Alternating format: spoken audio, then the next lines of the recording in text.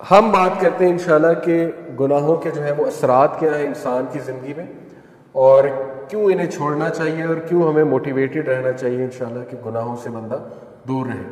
سب سے پہلی بات تو یہ سمجھ لیں، دیکھیں کہ گناہ کی نیچر ہی ایسی ہے کہ وہ آپ کو نقصان دے۔ یہ اس لیے نہیں ہے کہ اللہ آپ کو پنش کرے، اللہ تو انسان کو پنش کرنا چاہتا ہی نہیں۔ قرآن میں سورہ نساء میں اللہ کہتے ہیں اللہ تمہیں پنش کر کے کیا کرے گا اگر تم اللہ کے ماننے والے اور اللہ سے استغفار کرتے ہو، اللہ کا شکر کرتے ہو۔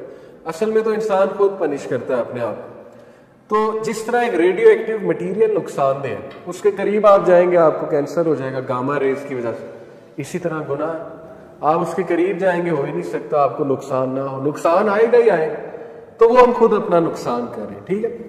تو اس کے اثرات کیا ہیں، some of the consequences of sin۔ ابن القیم کی کتاب سے اخذ شدہ ہے یہ consequences، 9-10 consequences بتائیں۔ یہ اس لیے ہے کیونکہ نفسیاتی طور پہ ہمیں جب ایک چیز کے اثرات پتہ لگ جائے consequences، تو موٹیویشن آ جاتی ہے اس سے بچنے کی، اس لیے بتا رہا ہوں، ٹھیک ہے۔ پہلی چیز ہے جی کہ نالج سے ڈپرائیو ہو جانا، جتنا بھی آپ کو علم تھا جو بھی تھا اس سے ڈپرائیو ہو جاتا ہے انسان، کیونکہ نالج لائٹ ہے، نور ہے۔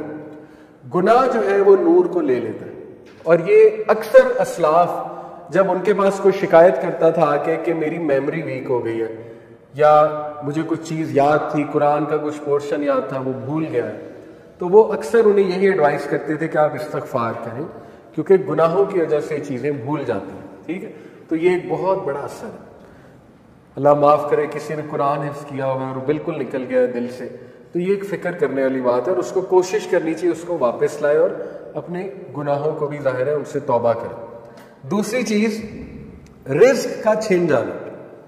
اللہ کے نبی صلی اللہ علیہ وسلم نے فرمایا، ابن ماجہ کی حدیث ہے، صحیح حدیث ہے، ایک شخص کو رزق ملنا ہوتا ہے حلال سے، لیکن وہ جلد بازی کر کے گناہ کر کے وہی رزق حرام سے لے لیتا ہے، تو پھر اس کو ایکسٹرا کچھ نہیں ملتا، جو اس نے لے لیا وہ مل جاتا ہے، نہ اللہ کی ہیلپ اس کے ساتھ ہوتی ہے۔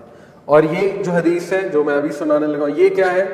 A man is deprived of provision because of the sins that he commits۔ انسان کو رزق سے ڈپرائیو کر دیا جاتا ہے اس کے گناہوں کی وجہ سے۔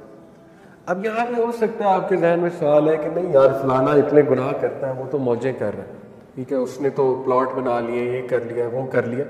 تو دیکھیں رزق 4 طرح کا ہوتا ہے، financial wealth, emotional wealth, social wealth, time wealth.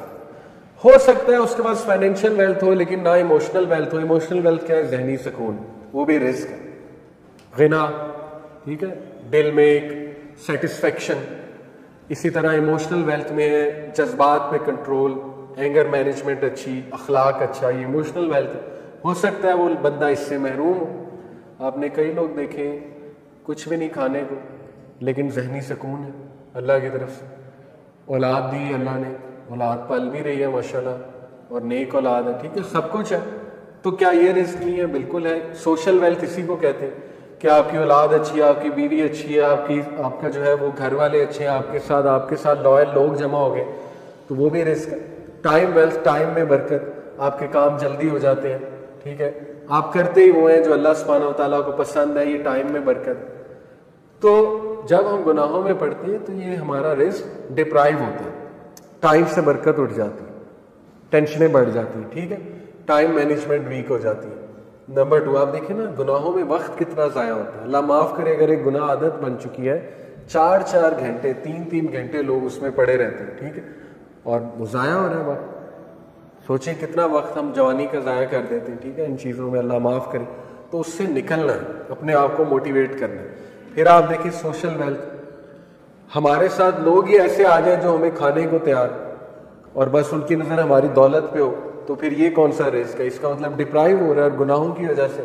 پھر آپ دیکھیں ایموشنل ویلتھ، ذہنی سکون ہے، ہر وقت ٹینشن ہے، ہر وقت سٹریس ہے، ہر وقت پریشانی ہے، ہر وقت منہ پہ شکایت ہے، تو اس کا مطلب گناہوں کے اثرات آ تو رہے ہیں۔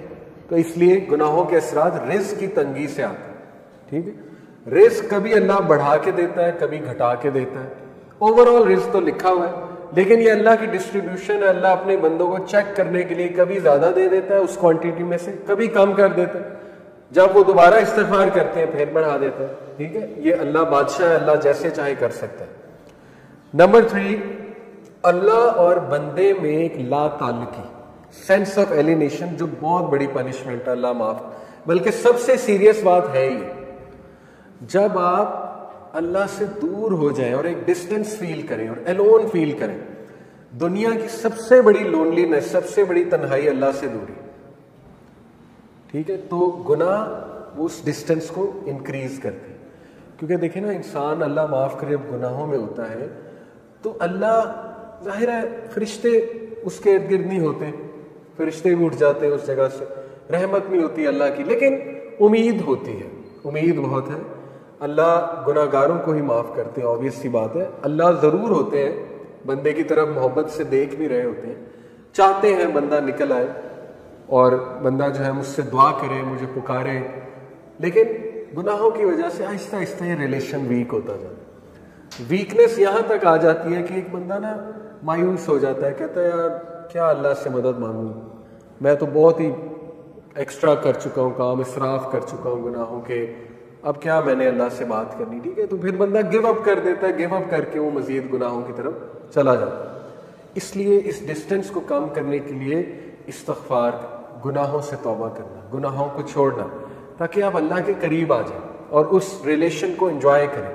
خالق کے ساتھ جو ریلیشن ہے نا، وہ سب سے خوبصورت، سب سے ہیلدی ریلیشن، سب سے بیوٹیفل ریلیشن ہے، اور انسان خوش ہو جاتا ہے خالق کے ساتھ ریلیشن سٹرونگ کر کے، ٹھیک ہے؟ یہ چوتھی چیز، things become difficult for him so that he does not turn his attention towards any matter but he finds the way blocked or he finds it difficult۔ کام مشکل ہونا شروع ہو جاتے ہیں گناہوں کی وجہ سے۔ میں نے جیسے کہا رزق میں تنگی آ جاتی، اس طرح کاموں میں بھی مشکلات آنا شروع ہو جاتا ہے۔ اچھا خاصا کام کوئی تھا، ہونے لگا تھا، ایک دم مشکل بن گیا، رکاوٹ آ گئی، ٹھیک ہے؟ تو اس موقع پہ بندے کو استغفار بڑھانا چاہیے، اپنے گناہوں کی توبہ کرنی چاہیے اس موقع پہ، ٹھیک ہے؟ تاکہ وہ اٹکا ہوا کام جو اللہ کی رحمت سے وہ ٹھیک ہو جائے۔ ایک اسلاف تھے، سلف تھے، ان کا واقعہ ہے کہ وہ قرآن حافظ تھے، تو انہوں نے ایک کرسچن عورت تھی، اس سے انہیں محبت ہو گئی، بہت خوبصورت عورت تھی، تو ظاہر خوبصورتی کی وجہ سے وہ اٹریکٹ ہوئے۔ اس کرسچن عورت نے ان کے سامنے شرط ہی رکھی کہ تم اسلام چھوڑ کر جو ہے نا وہ پھر تم مجھے پالو۔ تو وہ جو سلف تھے انہوں نے بات مان لی، اللہ معاف کرے، he left Islam for the sake of women, اس سے امپریس ہو۔ اور پھر جو ہے وہ ایک بار کہیں سے گزر رہے تھے تو قرآن کی جو ہے نا وہ یہ آیت ان کے سامنے آئی، سورہ حج کی، کہ لوگوں میں سے کچھ ایسے ہیں جو ایج پہ کھڑے ہیں، جب تک انہیں اچھائی آ رہی ہے وہ اللہ کی طرف ہے، اور جب انہیں کوئی مشکل آتی ہے تو وہ اسلام سے چلے جاتے ہیں، اور ایسے لوگ دنیا میں بھی خسارے والے، آخرت میں بھی خسارے والے۔ تو وہ اتنا روئے آیت سن کے کہ اللہ نے مجھے میسج دے دیا، انہوں نے توبہ کی اور واپس آئے۔ تو میں آپ کو بتانے کا مقصد یہ کہ کئی اسلاف آپ کو نظر آئیں گے جو بعد میں محدث بنے، بڑے بڑے ٹیچرز بنے، دیندار لوگ بنے، وہ بہت ڈارکنس میں تھے، بہت زیادہ۔ جیسے عبداللہ بن مسلم کا واقعہ ہے، امام بخاری کے ٹیچر، شرابی تھے، شراب چھوٹتی ہی نہیں تھی، ٹھیک ہے؟ شراب کے نشے میں دھت تھے۔ ایک دن امام الشابی آئے، جو کہ اس دور کے بہت بڑے محدث تھے، گدھے پہ سوار تھے وہ، کیونکہ رسول اللہ کی سنت ہے، گدھے پہ رسول اللہ نے سفر کیا ہوا۔ انہوں نے بڑا مذاق اڑایا عبداللہ بن مسلم نے، شراب کے نشے میں دھت، بے شرمی سے ان کے سامنے گئے، کہتے بھئی کون ہو تم لوگ، تمہارے جمع ہو رہے ہیں، کدھر سے آئے ہو؟ امام الشابی نے کہا جی میں محدث ہوں۔ انہوں نے کہا جی محدث کیا ہوتا ہے؟ امام الشابی نے کہا محدث ہوتا ہے جو حدیث سناتا۔